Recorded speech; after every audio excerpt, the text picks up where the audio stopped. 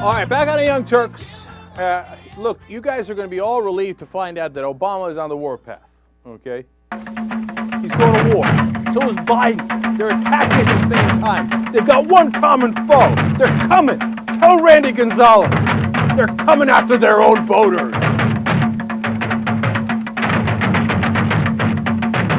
Why on God's green earth are they doing that? I'm going to explain. First, let me tell you how they're attacking us. Okay? President Obama started. He says in a Rolling Stone interview, quote, "People need to shake off this lethargy. People need to buck up. If people now want to take their ball and go home, that tells me folks weren't serious in the first place." So he's addressing this enthusiasm gap and why his voters aren't going to come out.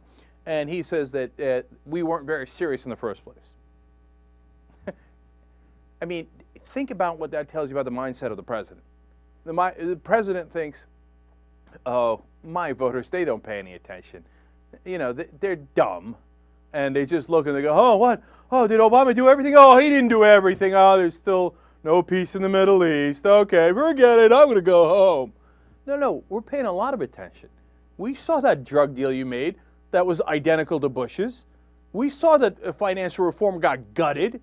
Now, we know it better than you do, apparently, right? Look, and this isn't about us. Apparently, President Obama and Joe Biden think that, the so-called professional left, whoever you want to put in that category, Glenn Greenwald, Sirota, Hampshire, me, Rachel Maddow, Dylan, I don't know who you're putting. Dylan's a conservative, but I don't know who you're putting in that category, right? Okay, you put us all in there, and he thinks we control the country. Oh, I wish we were that powerful. Wouldn't that be great, JR?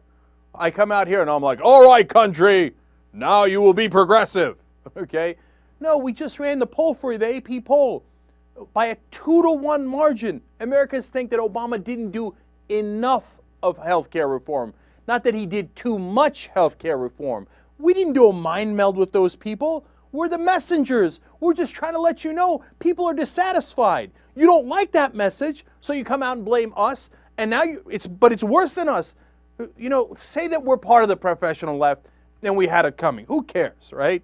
You're blaming your own voters. How dumb are you? Listen to this. He goes on to say, quote, "It is inexcusable for any Democrat or progressive right now to stand on the sidelines in this midterm election." Okay, inexcusable. All right. And now, number 3, he says, "The idea that we've got a lack of enthusiasm in the Democratic base, that people are sitting on their hands complaining, is just irresponsible." They're not complaining. They're saying, hey, you know what? I voted for this. You didn't deliver this. I'm holding you accountable, like you asked me to when you were running for office. They're not. Look, and if you're talking about the real base of the Democratic Party, those are the people that are most involved, have the most amount of information, that care the most. You think they're going to sit at home? They're not going to sit at home. They're not the problem. You think people on Daily Kos or name any blog, name anybody that religiously follows, Ed Schultz or Rachel Maddow or us or Tom Hartman. You think they're going to sit at home? No, you don't have to worry about those guys. Those are the first guys to show up to vote. They're not the problem. The problem is, since you didn't actually deliver the results you said you were going to deliver, the people in the middle are sitting at home. The people who got up and excited for the first time about politics, who thought there was change coming, all of a sudden they find out there isn't change coming. Healthcare is exactly as it was before, and their premiums just got raised. Well, they go, well, I guess politics didn't work. I'm a tune out. How can you not understand that? You don't understand anything about politics? Well, okay, Joe Biden's going to top it off. But after this, it might not be that they don't understand politics. It might be that they're playing a political game. I'm going to explain that to you. But let's watch Vice President Biden here. But there's some on the Democratic base, not the core of it, that are angry because we didn't get every single thing they want. We've got a health care bill that is becoming, every day will become more apparent how much it does for people and businesses in terms of cost and availability. But because there was no public option, some of them are so angry they say, we're not going to participate. They should stop that. These guys, if they win, the other team, they're going to repeal health care And I want them to tell me why what we did wasn't an incredibly significant move that's progressive and helping people. The same way with a lot of other issues. It's time to focus. This is a choice. The president has done a remarkable job, given the fact that you and I had a mutual friend, Pat Moynihan. When you were running his show and I was his colleague, a majority in the Senate used to mean 51 votes. Since we've gotten elected, Barack Obama and Joe Biden, there's a new majority in the Senate, 60 votes. What the president's been able to do has been truly remarkable with the help of a Democratic Congress. And so those who didn't get everything they wanted, it's time to just buck up here, understand that we can make things better, continue to move forward, but not yield the playing field to those folks who are against everything that we stand for in terms of the initiatives we put forward. All right. Either I understand politics so much better than the vice president, or he's being wholly disingenuous. He just mentioned, oh, what can we do? 60 senators we need. Oh, the Republicans twisted our arm, and we could barely squeak this amount of change through. And why don't you thank us instead of being so ungrateful? But wait a minute. Healthcare that he just mentioned there. Remember, he talked about the public option. You remember what happened in the end with healthcare? It passed through reconciliation, where it only needed 51 votes.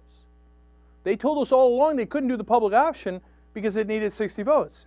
But in the end, it only needed 51, and they still didn't do it. In fact, the White House argued against it. They tried to kill it. So now, they come around and disingenuously tell us, oh, you don't appreciate what we tried to do for you. But listen, here's the thing, right? The drug bill is the parts in the healthcare bill that is related to drugs, identical to Bush's, right? No one can argue that. Biden can't argue it. Obama can't argue it. It's absolutely true. But they said, we did that so that at least we can get change in health insurance. But did we get the change in the health insurance? We didn't get single payer. It's comical that they would even consider that. Of course they didn't consider single payer. Medicare buy-in, suggested by some progressives at the end. They're like, oh, no, of course not. We're not going to actually change the system. No, no, no, no. How about a public option? It's the tiny, tiny amount of change. Can we just get that much? No, get out of here. No. I got 60 senators I need all of a sudden. No. Well, no, you only needed 51. Shut up. Get away from me, you goddamn base. What are these guys whining and complaining about? Well, what the hell did you change? You say, oh, well, I'm going to cover 30 million more people. Already, there's 20 million that are left uninsured, uncovered already, even if you get to 2019 when you theoretically cover those 30 million people. Because we can't afford the insurance. We're at the mercy of private insurance. What did you change? You didn't change anything, and you think we're stupid, and we're going to be gullible, and we're going to buy into this stuff. If you wanted to get our votes, you should have done what you promised. Now, it doesn't matter. You can get our votes anyway because our choice is despicable. The alternative is Republicans, right? So we don't have a choice, so you know that. But it's not about us. It's about the middle of the country who doesn't follow politics as closely as we do. All right, now, why are they doing all this? Why is Biden telling us that his own Democratic base is whining? Here, I'll give you the quote on that. Apparently, Biden said earlier that Democrats need to, quote, remind our base constituency to stop whining and get out there and look at the alternatives. This president has done an incredible job. He's kept his promises, right? So Biden tells us we're whining. Obama tells us we're irresponsible and inexcusable. And they both said the same exact words. Buck up, okay? Now, wait a minute. This is not, oh, Robert Gibbs was frustrated and he accidentally said the professional left is responsible, right? This is not a gaffe. This is not a slip. So this is coordinated. They're using the same talking points. So why is Gibbs and Biden and Obama all telling us the same thing, which is insulting their own voters right before an election? Now, that makes no political sense. What do you think is going to happen? That people are going to go, oh, my God, oh, you're right, Obama, I'm so sorry. I'm so sorry. My bad. Of course, I'll get out there and vote for you right away because you yelled at me, right? No, that doesn't make any sense. They know that's politically not a right move. And as I was looking through this, I said, as soon as I realized it was coordinated, they're using the same language, I was like, oh, I got it. They're setting themselves up for a loss because they think they're going to lose, right? And they think it's all about the expectation game in Washington. That's the silly, dumb political games these guys play. And they think they're so smart. So that once they lose in 2010, they can turn around and go, oh, it wasn't our fault. It was the damn base. And you see, that professional left cost us the election by depressing the enthusiasm of the base. So all of you mainstream media guys in Washington who love to suck up the power, give us kudos and blame the guys you love to blame, the so-called professional left and the Democratic base. Go ahead, Mark Halper and everybody else, call them loons, call them idiots, call them, say they're whining and they're being childish and they don't understand politics. Come on, help us out. So this is all so they can avoid blame after the elections. How sad. How pathetic. So your brilliant plan before the election is not to win the election. It's to deflect blame. Can I ask this very simple question? To what end? Okay, so after the election, you get a pat on the head from the D.C. crowd, and while you guys are all drinking martinis together in your cocktail parties, you go, like, oh, well done, way to blame the left, oh, way to blame your own voters, ching, nicely done, Mr. Obama. But then what do you get? Are you going to win the next election? What, you're going to blame your own voters more and more and more, and then what, you're going to win in 2012? Are you going to get policies through? To what end? I think they've totally forgotten the end. I think they're so enwrapped in that Washington, D.C. bubble, they can't see straight. All they got to do is, what's Washington Post going to write? What's the New York Times going to write? What's Mark Halpern going to write? Oh my, what's Fox News going to say? Oh my God, what's Glenn Beck going to say? Okay, all right, as long as we've pleased them, is everybody good? Oh, we had stunning, terrible defeats in the polls. Oh, but we deflected blame. Oh, thank God. Okay. All of our Washington friends are so happy. That's a brilliant strategy. Hey, maybe I'm wrong. Maybe Obama's a master strategist and I'm not seeing it. So maybe if he yells at his base enough, they'll be really excited to come vote for him. Maybe. By the way, there is one guy who agrees with me. His name is Howard Dean. But what would Howard Dean know? There's a new book out by Ari Berman, old friend from The Nation. It's called Herding Donkeys. In it, he interviewed Howard Dean. And here's a couple of quotes from Dean. Now, you tell me if this makes more sense than what Biden and Obama said. First, he said, quote, "The White House began to believe that they could mobilize their supporters without hearing what their supporters really wanted in terms of specific change. The principal problem with OFA," and OFA is the Organizing for America that is the president's leftover political arm from the elections that they're using. He said, "The principal problem with OFA is the same one the president's having. You can't dictate to your base what's going to happen. It's got to be a two-way deal," and it hasn't been. Now, how logical does that sound?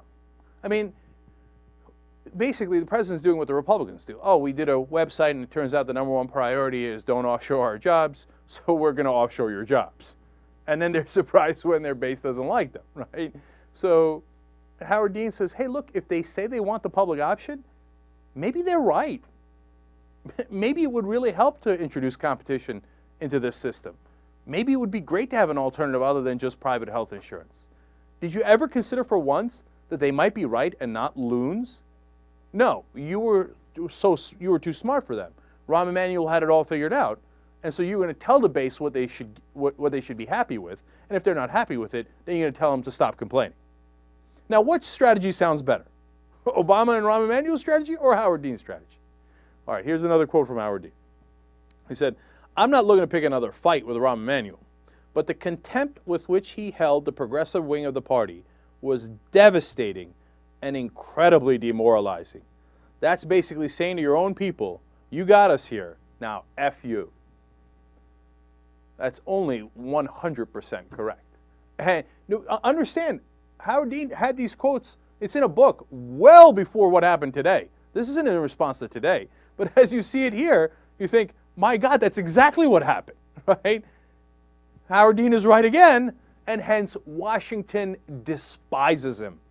I'm not sure I've ever talked to anybody who is in Washington, in media or in politics, who wasn't filled with contempt for Howard Dean. And I swear to you, every single time I run across that, I've asked them, oh, that's interesting.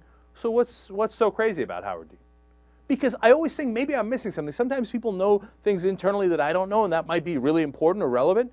So I genuinely ask them, so what's wrong with Howard Dean? They're like, oh, I don't know. I mean, it's, you know how he is. And, that guy's crazy. That guy's crazy. Really? How? Why? He's only been right about every goddamn thing. Washington hates him for it. But they're just flabbergasted, totally surprised at how we're frustrated at Washington. Why? You're doing such a wonderful job. All right, here might be another reason why. So, now, we're having trouble passing any bill right before the election. The Republicans are filibustering everything. And so, are they going to introduce anything before the elections that, might help progressive cause? Well, they've tried to introduce some things, but they got defeated, to be fair, right? Well, and don't worry, though. The House is busy at work. They are introducing legislation to make sure that the FCC cannot regulate the internet. Now, if you don't know anything about the issue, you might think that's reasonable. But if you know anything about the issue, you know that the FCC would regulate the internet to ensure equality for all sites. That's what's called net neutrality. So that Verizon or AT&T or any of the providers can't discriminate between the sites, make some slower, make some faster, and provide better service for others and no service for some that they don't like. Maybe for political reasons, maybe for business reasons, right? So the regulation would actually be to make sure we all had a level playing field and that the internet was protected. Now, you didn't hear the story wrong in the beginning. The Democrats introduced the bill to make sure that we won't have net neutrality. But why? Oh, why? Is the base frustrated with the Democrats? Are they not merciful? How dare you complain? The guy who introduced this is Henry Waxman, supposed to be one of the most progressive guys in the House. Look, if you're not frustrated, you're not paying attention. What do you want me to do? Well, how do I vote to get you to, for example, fight for net neutrality instead of against net neutrality? I can't vote for the Republicans. They'd kill it in a second, right? I can't vote for conservative Democrats. They'd kill it. Lieberman can't wait to kill it. But if I can't vote for progressive Democrats because they'd kill it anyway, now do you see why people are staying at home? What effing choice do we have? My guess is this will fly through Congress. It screws the people. So the Republicans are like, oh, it screws people? It allows corporations to discriminate, make more money, and shut down dissent? Fantastic. Where do I sign? This will pass in a jiffy.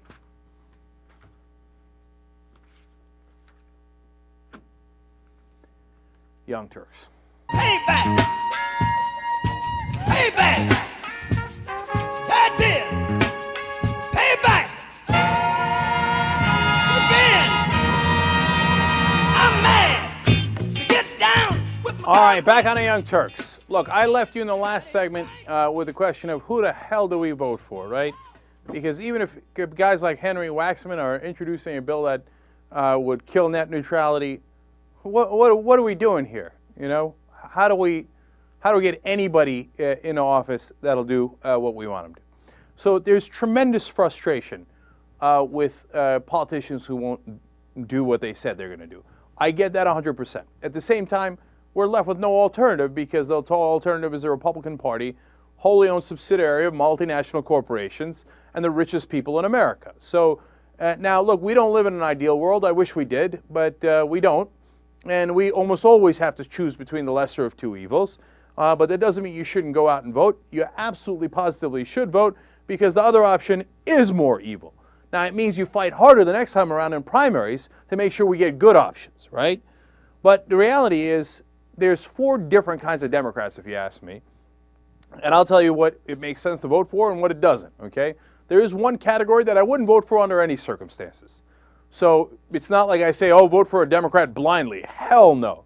So if Joe Lieberman calls himself a Democrat and expects my vote, hell no. No way, no how. I would never in a million years vote for Joe Lieberman. Ben Nelson's on that list. Evan Bayh is on that list. There's never been a pro-corporation, pro-rich person bill that screws the middle class and helps the richest 1% that those guys didn't love.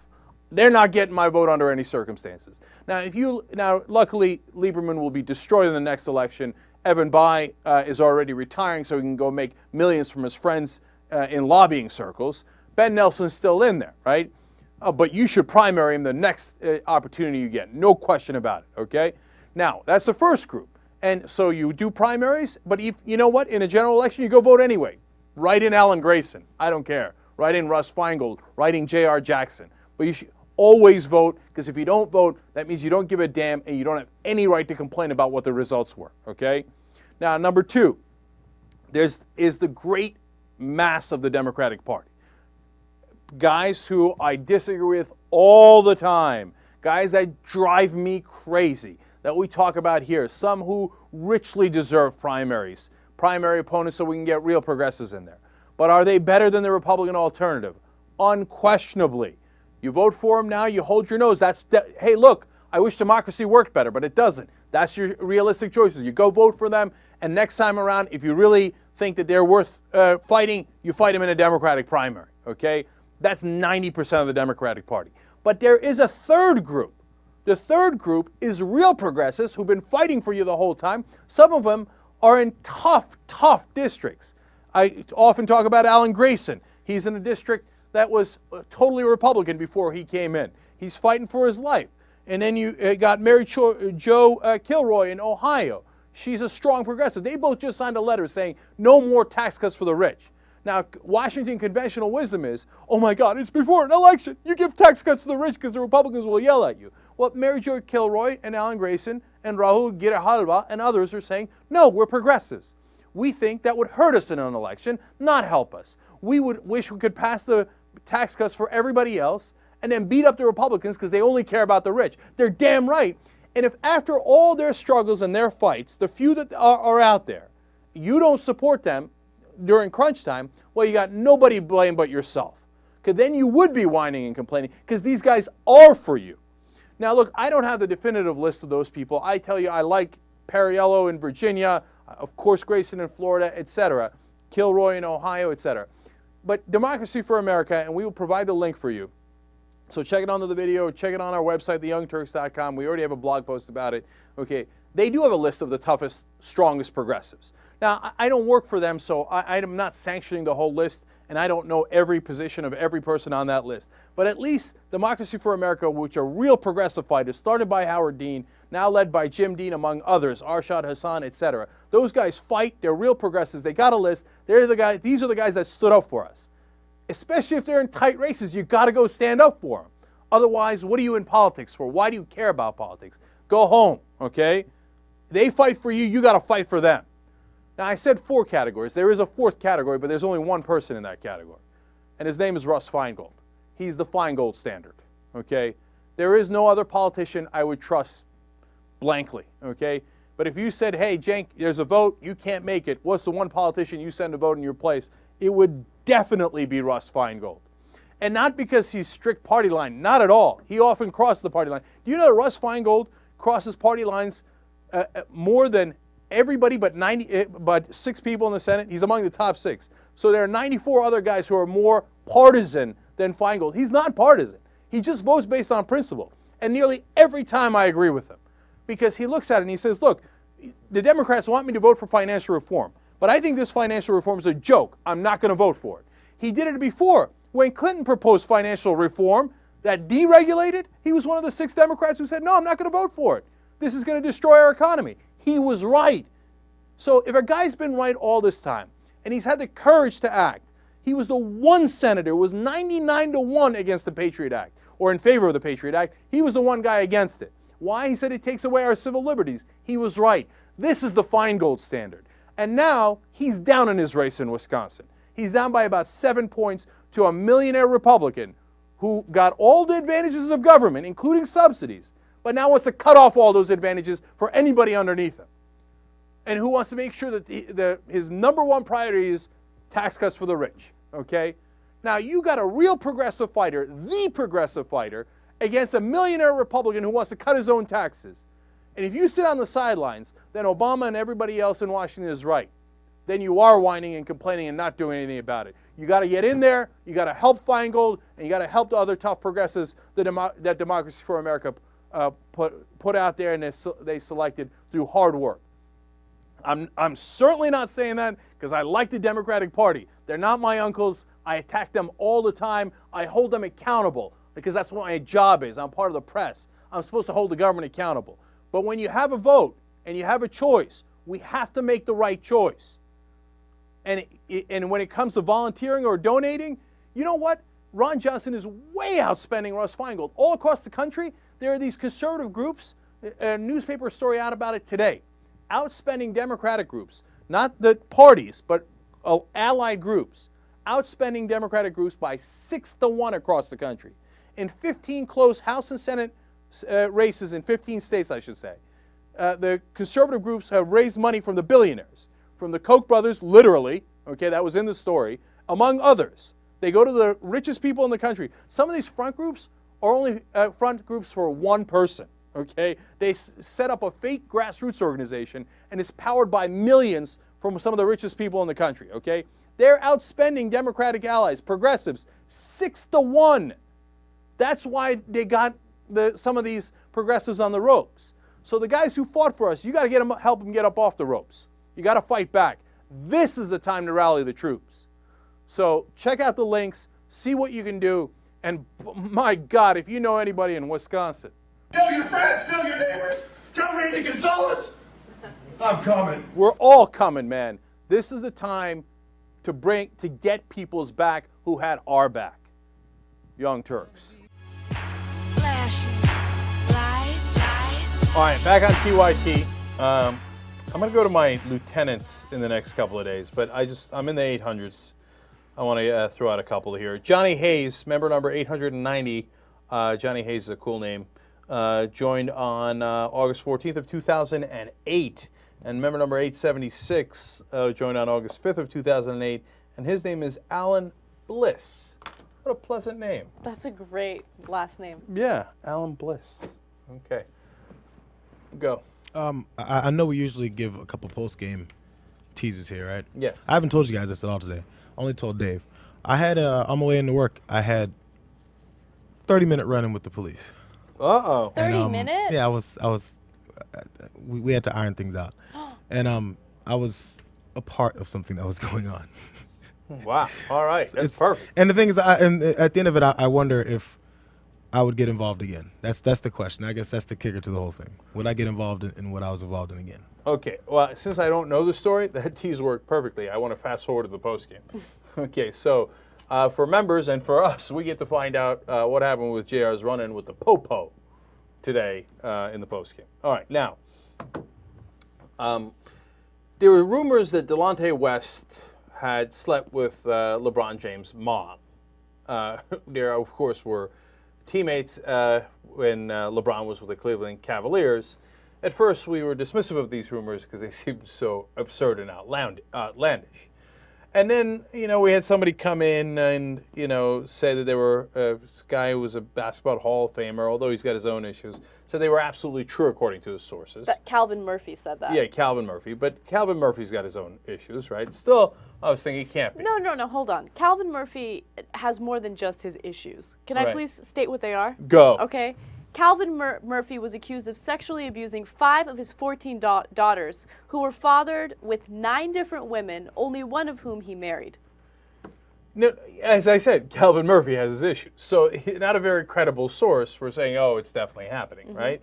So still dismissive, et cetera. So finally they asked Delonte West. Now the one thing, though, that was fishy throughout is that LeBron James, who was oh, Cleveland, not just the city, but with his teammates, not only did the 1-hour special rubbing it in Cleveland's face that he's leaving, but at the end of the playoffs didn't seem to try very hard, and the minute they lost, ripped off his Cleveland jersey. Right. Okay. Drama. It was drama, and it looked like he wasn't talking to his teammates during the times. Right. So then you would get into the thing maybe, right?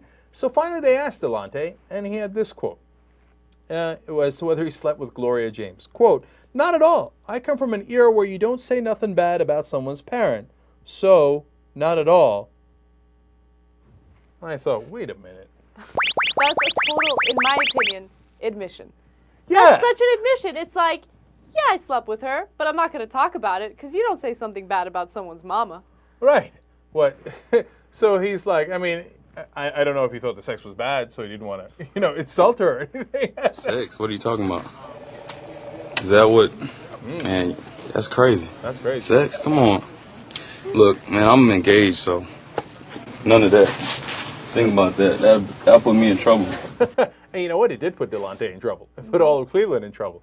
But him saying, I don't say nothing bad about someone's parent, so not at all. Right. Yeah, I mean, right? It reads like he's admitting it. Maybe he stated it in the wrong way and he didn't mean to say it like that. But, yeah, oh, that's wrong, man. That's wrong. You don't do somebody's mom like that. If you're teammates, you gotta lay off the moms. Disaster. And now there are also rumors emerging that she slept with another player in Cleveland. Yeah. That's a bad mom. Well, I don't know. I mean, look, she's fairly young. She's in her 40s, right? Right. Who cares? So she's like, hey, I slept with an NBA star. What? That's pretty good. If she wasn't LeBron James' mom, she's balling. You know what I'm saying? So you think she's getting it? I don't know. Look, man, I'm not trying to say anything on anybody, right? I'm from the old school, so not at all. Okay, but I don't know. Look, my point is, even if that did happen, there's nothing wrong with it. Okay, she's single. They're single. Everybody's happy except LeBron. All right. So now we're running real short on time here, but give me Canada. All right. So a judge in Canada, and by the way, this story was sent by one of our listeners. His name is G1, and I want to thank him for sending this over to us. So a judge in Canada has struck down Canada's prostitution laws. So basically, this will decriminalize prostitution in Canada. And she gives reasons for it. She says, these laws individually and together force prostitutes to choose between their liberty interest and their right to security of the person as protected under the Canadian Charter of Rights and Freedoms. And this is Justice Susan Himmel of Ontario's Superior Court of Justice. So she's saying, let him go! Yeah, she basically makes the case that it's important to protect prostitutes. It's important to regulate it in a way where they'll be safe and they can do what they want to do without worrying about getting beaten or abused. So, yeah, she's saying, look, we got to strike down these laws. They're not helping at all. It's impossible for me to agree more. Here. Canada gets another one right, okay? Look, it's the oldest profession. It's not the oldest profession because people aren't interested in it, okay? You're going to try to stop something that's been going on literally forever? Guess what? I got news for you. It's not going to work. Right. Okay, has our war on prostitutes or prostitution worked here in the U.S.? Not at all. Of course not. It's never worked anywhere in the history of man. Right. And I just want to add one more thing. So the judge says that she wants to decriminalize prostitution in order to allow them to practice prostitution safely, right? Ontario's Attorney General disagrees. He suggested that there are already measures that women on the streets can employ to ensure their safer working conditions, including simply warning each other about the customers with a propensity of violence. Oh, yeah, that's great. Deregulate, saying, hey, look, you're on the street. Give each other a shout out. Oh, that guy's got a knife. That's so ridiculous. Okay, I mean, what is that guy, Republican? Okay. That is so profoundly dumb. What am I going to do with people? All right, look, here's the situation. I'm going to add two things to the postgame. That great story on 19th century prostitutes in the United States. It's an amazing story. That's worth the price of admission, okay? That story on how they made money, what they did with that money, etc. And then I also want to do Mariah Carey and our obsession with celebrities, okay? So it's going to be a great post game today, all right? Young Turks.